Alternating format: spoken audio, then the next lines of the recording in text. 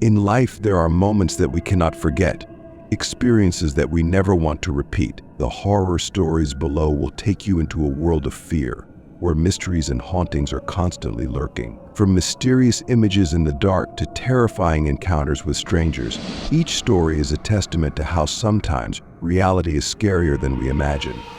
10. A Night of Terror. Several years ago, on an unforgettable night, I had an experience that made me never dare to return to that place again. When I was 15 years old, after a night of enjoying horror movies with my friends, I decided to sleep over at my best friend's house. My friend's house is located near an area in the process of being demolished, where a row of old houses are being abandoned, preparing to make way for new construction. The area has been fenced off with a series of signs prohibiting entry, and the old houses are all sealed with wooden planks. The doors and windows were all sealed shut, with no way to get inside. But we, with the curiosity of teenagers, decided to walk around this area, hoping to find some interesting things. As we approached the property, we noticed a house with a top-floor window that was not completely sealed. A small opening allowed us to see inside. Fascinated by the mystery of the house, we took a few photos through the opening with our digital camera. When we returned and reviewed the photos, we were shocked to discover something strange in one photo. In the photo taken through the window, an image of a woman wearing a brown raincoat appears. Her skin was very white and her hair was long black, giving off a melancholy look. The strange thing was that we didn't see anyone there when we took photos, and what's more, the windows and doors were completely sealed. Feeling nervous, we returned to the house to check again, and as expected, everything was still completely tied up with no one inside. The photo we took is the only proof of that woman's presence. Her white skin and melancholy eyes make this image unforgettable to us. Since that night, the image of the woman in the photo has always haunted me, making it impossible for me to sleep peacefully. The old building and its sealed walls cannot hide the mysteries that lurk within. And from then on, I never dared to return to that area again, just because of the presence of a sad soul that we accidentally encountered. 9. Rita's Terror, Ghosts from the Past. A few years ago, when Rita was a boy of 11 or 12, his life was turned upside down by an unimaginable incident. Rita is a lovely boy who attracts the attention of many people, including Ayano Ayane, a 17-year-old girl who lives near his house. At first, Ayano is just an acquaintance, but her appearance soon turns into a long, inexplicable nightmare. It all started when Ayano started following Rita constantly, not only in person but also through social networks. Her first messages were casual, such as "Are you safe?" or "Did you sleep well?" Although these messages seemed like mere concerns, Rita couldn't deny that they carried an uneasy feeling. After that, Ayano's messages became more strange and scary. She started sending personal information like "You should eat lunch if you skip meals," or "Your sister is crying, looks hungry." The harassment didn't stop there. Rita decided to temporarily give up her phone and social media, hoping the harassment would stop. However, Ayano's presence did not diminish. One day, when Rita's mother was not at home, Ayano was assigned to look after him and his siblings. At this time, Ayano has become the new babysitter, but her closeness to Rita's mother makes him feel uncomfortable. One day at school, Ayano suddenly appeared and informed Rita that his mother was going abroad for a week. She asked Rita to come home with her after school, saying that his mother had left and he would stay with her. Although Rita felt uneasy, he could not go against his mother's wishes, and finally agreed. When Rita arrived at Ayano's house, he felt that the atmosphere here seemed heavy and shady. Ayano is constantly creating bizarre games. She asks Rita to participate in games like pretending to be a family, with her as the wife and Rita as the husband. These games gradually become more strange and scary. Ayano also organizes games like Cops and Robbers, where she blindfolds Rita and makes him sit in a dark room for hours. Sometimes she even left Rita alone in the dark room, while Ayano's giggles echoed from outside the door. For 5 days, Rita lived in fear and tension. Ayano wouldn't let him go out, and he could only sit in front of the TV, with no way to escape. One day, while he was sitting in front of the TV, A strange and scary news appeared on the screen. It was a report of a missing child, Rita herself. He didn't have time to react before the TV suddenly turned off, and Ayano stood behind him with the remote in her hand, her eyes cold and scary. Panic engulfed Rita. He tried to call for help, but Ayano held him tightly in her arms, making him feel like he was trapped in a nightmare with no way out. Finally, when he almost had no strength left, Rita tried to open the window and called for help to get out. Luckily, a couple passing by heard the cries for help and immediately called the police. Police arrived on the scene within the hour and found Rita locked in Ayano's bedroom, her hands tied and blindfolded. The police arrested Ayano, and Rita's mother immediately ran to hug him. Rita was taken to the hospital to check on him and ensure his health, while Ayano was captured and taken away. After that incident, Rita moved to Australia to start a new life, away from Ayano's scary memories and ghosts. However, even though he has left the past, the memories of those horrifying days still haunt him, making him never forget the horror and mystery of Ayano. Every time she heard her name, a coldness and fear arose in Rita's heart. 8. Haunting in the night, a terrifying encounter. About 5 years ago, when I lived in a big city in America, my life revolved around quiet evenings when the streets were silent. As a nocturnal person, I often feel bored when my roommate, who doesn't have this habit, goes to bed early. To kill time and escape the monotony, I often walk alone at night. Those walks never made me feel uneasy. I used to joke that even the drug dealers in the city were polite and gentle. But everything changed in a terrifying way one fateful night. It was a Wednesday between 1:00 and 2:00 in the morning. The park near where I live is usually a deserted place at late hours, with little traffic and almost no one walking. I was walking along the street near the park, where there were regular police patrols, but at the time it was very quiet. That night, the air felt especially empty, just me and the overwhelming silence.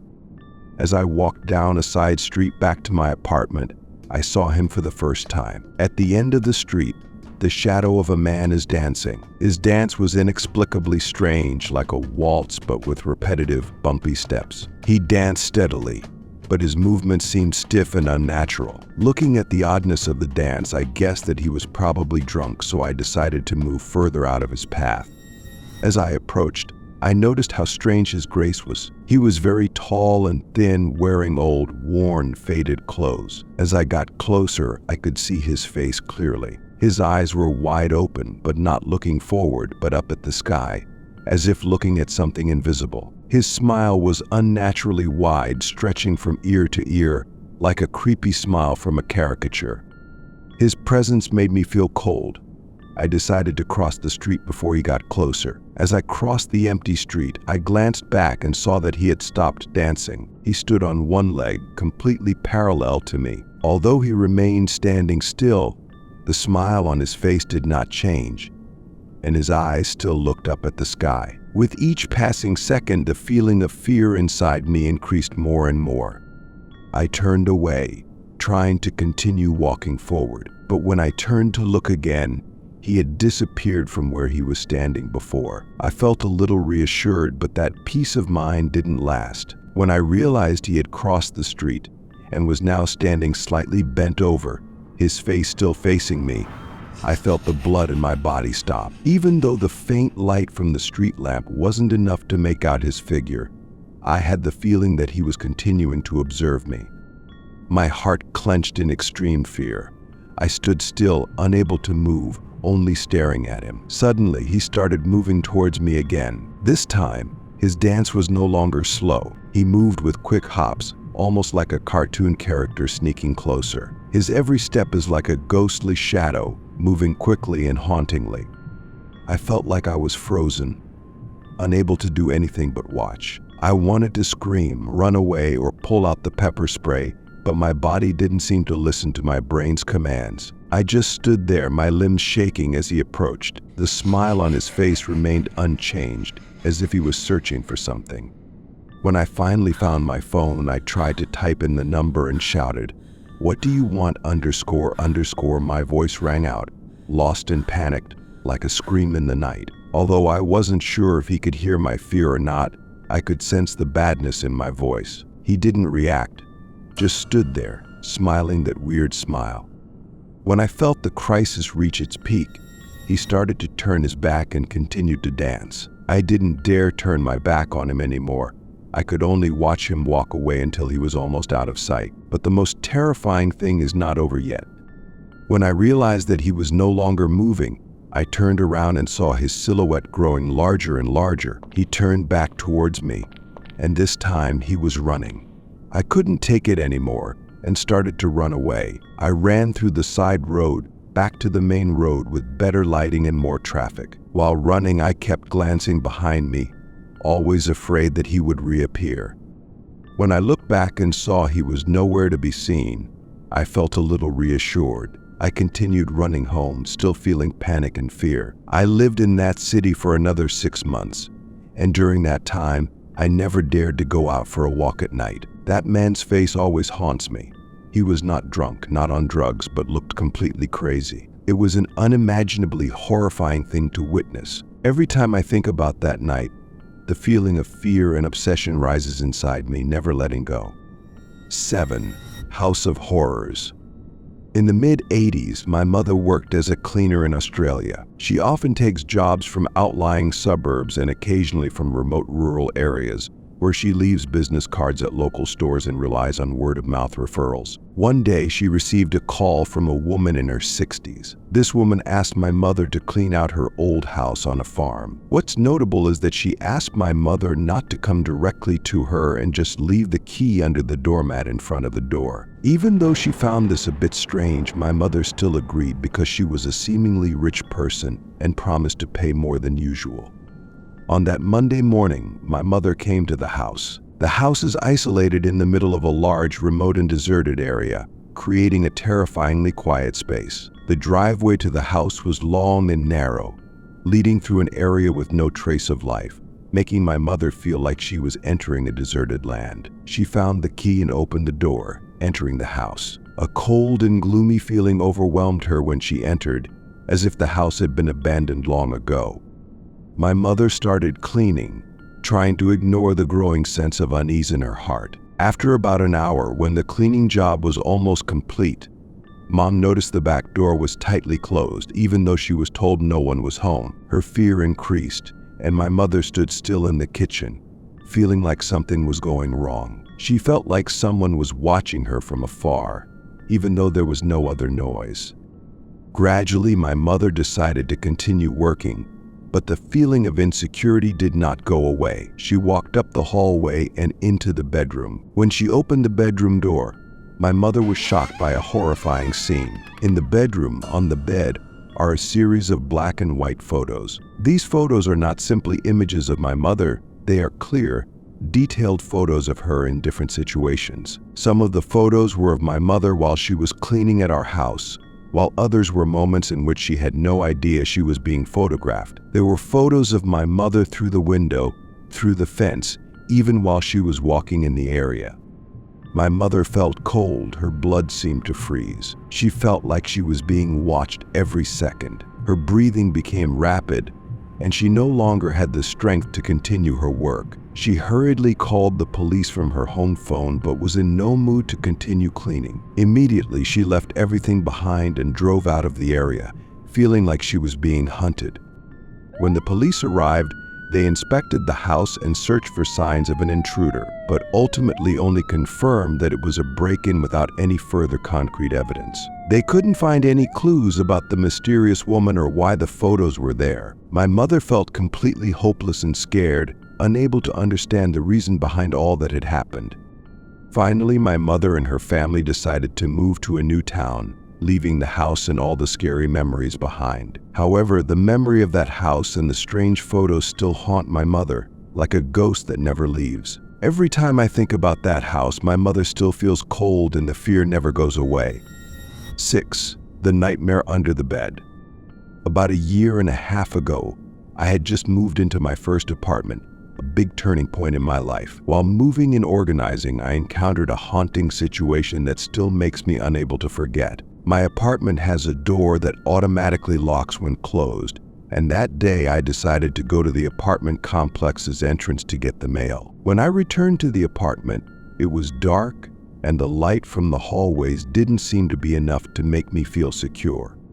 I sat on the bed, opening mail and talking on the phone with a friend, while unintentionally I dropped my phone on the floor and it rolled under the bed. To get my phone back, I lied face down on the floor and reached under the bed. When I looked down, I saw a pair of eyes staring up at me. Those pupils were unmistakable, and I felt a shiver down my spine. I feel like my heart is beating so hard that I can't control it. I wanted to scream, but panic prevented me from making a sound. The person under the bed was still lying with his back to me, his head resting on his chest, so I couldn't see his face clearly. But that terrible feeling made me feel like I was petrified. For a short period of time, I felt completely out of control. I struggled to concentrate while a million chaotic thoughts raced through my head. I quickly picked up the phone and mumbled an apology, trying to stay calm. "Sorry, I dropped the phone. I'll go take a shower and call you right back." With trepidation, I hurried into the bathroom next to the bed, locked the door, and turned on the shower to cover the noise. I clung to the wall, trying not to make a sound. And once it felt a little quieter, I opened the window and jumped out. I called the police from outside, crouched behind a wall of cars, and looked toward the open bathroom window and the apartment door. The summer night was cold and quiet, with only faint light from the street lamps in the distance. My heart beat faster as I stared at the apartment, hoping that nothing bad would happen. A short time later, my friend arrived and waited with me across the street. The police arrived quickly, and I gave them the keys. They entered the apartment, and a moment later, I saw two policemen come out, hugging a thin, tired man. His eyes looked crazy and full of fear, but he didn't try to run away. One of the policemen stood next to me and comforted me, while the other policeman searched the apartment. When I was informed of the situation, I learned that the man had been standing outside my bathroom door with a kitchen knife, waiting for me to come out. Somehow, he snuck into the apartment when I went to get the mail and hid under the bed. Police said he was homeless and had psychological problems. After being taken away, he was transferred to a mental hospital for treatment. This incident left a deep mental scar on me. The feeling of being watched and the invasion of my personal space never fades. The memory of those eyes still haunts me like a never-ending nightmare. 5. Horrifying memories. When I was 21 years old, my girlfriend and I were resting in my family's mobile home. It was a cold winter night with a fierce snowstorm raging outside. We were curled up on the cozy couch near the fireplace, watching a late-night TV show in the dim light of the lamp. Around us, the dense forest was covered in a thick layer of snow, and all that separated us from the outside world was an old wooden door whose lock had long ago broken. To make sure the door wouldn't be opened, my grandfather placed several large cinder blocks as a barrier. We were enjoying the warmth of the house when my girlfriend started shaking me, her voice shaking. I heard something outside. I tried to reassure her that it was probably just a deer or a bear wandering through the snow. But as 5 minutes passed and the strange sound continued, her anxiety increased. I started to feel uneasy, and when I turned off the TV, I noticed a strange sound coming from the small shed in the backyard where the lawn mower was located. These noises do not sound like animal noises. They appear to be intentional noises. My girlfriend urged me to get tested, but I told her not to panic. I decided to open the curtains on the backyard window and look outside. What I saw left me cold. Clear human footprints in the snow leading from the front into the backyard. They weren't animal prints, but shoe prints, and they were leading toward the backyard window. I turned on the porch light and saw a strange man, dressed in black and wearing a mask, standing opposite the window. Even though it was dark outside, I could still see the man's outline through the window, and fear hit me like a wave. I felt like everything around me was shrinking, and those moments lasted forever. Immediately, I closed the curtains and quickly told my girlfriend to hide in the bedroom and not make a sound. In a panic, I took my grandfather's shotgun out of the closet and pushed cinder blocks and other heavy objects to form a barricade at the main door. I turned off all the lights and closed the curtains. Then we retreated to a dark corner of the bedroom. The pounding on the door became more and more violent, accompanied by the sound of wood cracking and the sound of a blizzard whistling through the cracks. These sounds make me feel like I'm living in a never-ending nightmare. We sat there, nervous, waiting, listening to the constant pounding on the door. After several long hours, the pounding on the door began to subside, then suddenly stop. I didn't dare move, just sat there with the gun next to me, waiting for any sign of danger. The next morning, the first light of the sun peeked through the gaps in the curtains. We quickly packed up our things and left the mobile home. However, as I checked my surroundings, I saw a new set of footprints leading from the front yard window deep into the woods. These footprints were new, clearly not ours. My grandparents went back to the house to check, but saw no signs of break-in or loss. They just said that all was well and nothing was disturbed. However, I cannot forget the image of that man and the scary sounds of that night. The haunting from that night made me never return to the mobile home again. It was a horrifying memory, a fear forever imprinted in my mind. 4. The intruder. When my grandmother was alive, I often walked down the block to help her with odd jobs. One day, as usual, I walked to her house. This time, the first thing that made me feel wrong was that when I arrived, I found the front door unlocked. My grandmother is a very careful person and always locks the door tightly, so this lack of care really worries me.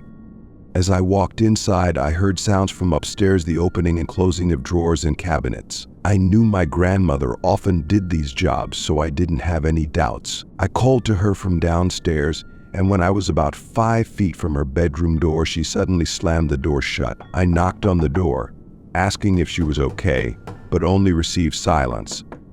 At that exact moment, my cell phone rang. I looked at the screen and saw that it was my grandmother's phone number. I felt a cold sensation run down my spine when my grandmother was on the line, her panicked voice telling me not to come to her house that day. She said she was on her way to the seniors club and asked me not to enter the house. I felt like my heart stopped beating when I heard these words. I quickly hung up but didn't say another word.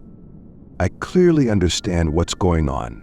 I pretended to be lost and told my grandmother that I was going downstairs and went straight to the kitchen to get a knife. When I turned around to call 911, I didn't hear a sound from the bedroom. Feelings of nervousness and fear rose as I stood outside, waiting. When the police arrived, they burst into the bedroom. The loud and sudden sound of gunfire startled me. I couldn't believe what was happening when the paramedics arrived and chased the intruder out. When everything calmed down, I realized the intruder's face was my grandmother's neighbor. He knew my grandmother left the house and took this opportunity to break in and look for jewelry. When police searched the bedroom, they found him hiding next to the door, holding a large knife. If I hadn't backed away and called the police in time, I probably would have fallen into the hands of that intruder. The feeling of fear and insecurity still haunts me every time I think about that incident. My actions saved not only me but also my grandmother from a terrible danger. 3. Haunting memories. One of the most haunting memories of my life is what happened one dark evening when my wife and I were returning home from a dinner out. As we stepped out of the car, an uneasy feeling overtook me immediately. The front door leading into our house was wide open. I didn't say anything to my wife, just told her to stay outside while I rushed inside. Stepping inside, I hurried upstairs to my wife's bedroom, where I hid the shotgun. I loaded my gun and started checking each room on the floor. My heart beat fast. I felt like every little noise in the house became scary. I checked every corner, not missing any room, but there was no sign of anyone else's presence. After checking the upper floor, I continued down to the main floor, then to the basement. Everything was quiet. No signs of intrusion, no items moved or missing. I called the police, and when they arrived, I told them the details of the incident. They started investigating again from the rooms upstairs, then down to the basement. But the results were the same as I had seen, nothing unusual. We closed the door as we left the house, and the police left after finding no trace of the burglary. I felt anxiety and doubt welling up inside me. My wife, feeling uneasy and worried, became tired. I tried to reassure her, assuring her that if anyone broke into the house, they would have left as soon as they heard the noise. Finally, after many hours of tossing and turning in bed, I fell asleep, but my sleep was interrupted immediately by my wife's screams. I woke up and saw her staring intently towards the wardrobe. I immediately felt like I was punched in the face with fear. I realized at that moment I had forgotten to check a second closet. When I walked to the closet, I opened the door and saw a horrifying moment. A man stealthily poked his head out from inside before quickly closing the door. I readied the handgun, my hands shaking, and pointed the gun in the direction of the closet, preparing to face the intruder. I yelled for him to get out. The closet door opened slowly, but instead of obeying my command, the man rushed out of the closet at a frantic pace, racing straight toward the front door of the house. I felt my body freeze, partly from shock and partly from anger. I could have shot him, but I didn't have time to react right away. The man was not caught, and I was worried that he had escaped without being caught. The presence of that shotgun saved us from a terrible end. The memory of that moment still haunts me. I know that without timely preparation and quick thinking, the outcome could have been different, and the dream of a peaceful night would have been replaced by a terrifying nightmare. 2. Strange sound. About a year ago, when I was still living under my parents' roof, I started experiencing strange, inexplicable phenomena, especially in my bedroom. Late one night, as I lay awake in bed, an eerie sound broke the silence of the room. I heard a creaking sound, soft but continuous, coming from the other side of the bedroom. I slowly sat up and realized that my closet door had opened a little. I can't explain why, but even though I was 26 years old, I still felt a stupid fear, and out of habit I checked my closet. Even though I knew no one was there, the closet door was strangely open, but there was nothing unusual inside. I closed the door and went back to bed, trying to shake off the feeling of insecurity rising in my heart. However, that night, the rattling sound came from above the ceiling. This sound is not like the normal noise of an air duct, but sounds like something is moving inside. Even though the sound stopped quickly, I still couldn't get rid of the anxiety. The next morning, I told my dad about the sound in the attic, but to my annoyance, he didn't seem interested or didn't believe me. I lay in bed, thinking about the strangeness of the night before, and suddenly the closet door creaked open again. This time, the sound really broke the silence in a creepy way. I knew for certain that the door was sealed, and there was no way for it to open without someone deliberately twisting the doorknob. I carefully checked the inside of the closet again, but no one was hiding there. The wardrobe is a large cupboard, and there is no place where someone can hide. I tried to console myself that maybe the door handle was broken or there was some reasonable reason, but the feeling of fear still did not leave me. That night, the rattling noises from the attic started again, just like what happened the night before. The next morning, I convinced my dad to check my closet door. He quickly determined that the door was fine when closed, with no signs of it coming loose from its latch. He thought that maybe I had forgotten to close the door, or that it had been opened while daydreaming. I knew I couldn't forget that night, but my father's answer didn't make me feel any better. Another night, I decided to sit up and wait for it to happen again. As soon as the closet door began to creak open, I anxiously waited for sounds from the ceiling, but there was only a long silence. I turned on the light and looked up at the vent in the room, and then I saw something I couldn't believe: 2 pairs of wide eyes staring down from the vent. This scene made me feel like my heart stopped beating. I screamed at the top of my lungs, and my parents burst into the room asking me if anything was wrong. I explained everything to them, but they just looked at each other as if I was completely crazy. They didn't believe me and thought it was just a nightmare or extreme fatigue. They also started explaining that staying up late could cause hallucinations. Still, to this day, I know I never imagined it. Those nights really happened, and what I saw was not in my imagination. I have never believed in paranormal phenomena, but those 3 nights left an indelible mark on me. There is no other explanation for those strange events, and I still live in fear of the inexplicable. 1. Strange objects. About a week ago, my family and I had a memorable afternoon at the small lake behind our house. This lake, just a quarter mile from our house, has become a favorite of my children. Every time we go there, the air is fresh. The scenery is peaceful, like a private beach that we can enjoy. That day it was sunny and warm. We spread out beach chairs on the sand and enjoyed snacks and fun conversations. Our two children, a 6-year-old and an 8-year-old, were very excited to jump into the water and play. My wife and I sat comfortably in beach chairs, enjoying the sunlight shining on the sparkling water. However, when the sun begins to set, I remind my children not to go too far. They were still playing happily, not paying any attention to my reminder. When it started to get dark, my wife felt tired and decided to return home, leaving me with the children. I agreed to stay a little longer because I felt the children were still very happy playing. But as the sun's light gradually faded, I felt worried when I saw that my children had gone quite far from the shore. I called them to come closer, but they didn't hear me. I stood up and walked towards the shore. As I approached my children, I saw a strange object in the water.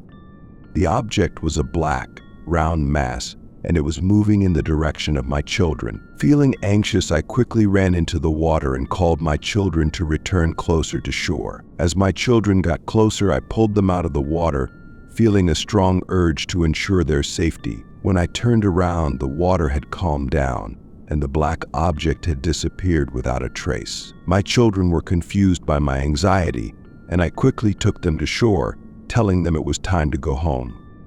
When I got home, I couldn't shake the feeling of insecurity. Dinner was prepared, but I couldn't eat well. My wife noticed the worry on my face and asked me what was wrong. I decided not to share what I saw, just saying I was a little tired. After dinner was over, I felt the need to return to the lake to learn more about that strange object. As night fell, I grabbed my flashlight and headed back to the lake, feeling increasingly nervous. The surface of the lake was in darkness, and the surrounding air became silent, as if it was waiting for something. I shined my flashlight across the water, hoping to find traces of the object. Suddenly, I heard a loud splash, as if something was emerging from the water. The sound of splashing water made me feel nervous and scared. As I shined my flashlight toward the sound, I saw a shadowy figure standing on the water. That figure had long black hair that fell down to obscure its face, making it impossible for me to identify it. It wasn't a creature I could recognize, but rather a strange shape, as if it was waiting for something. Fear overwhelmed me.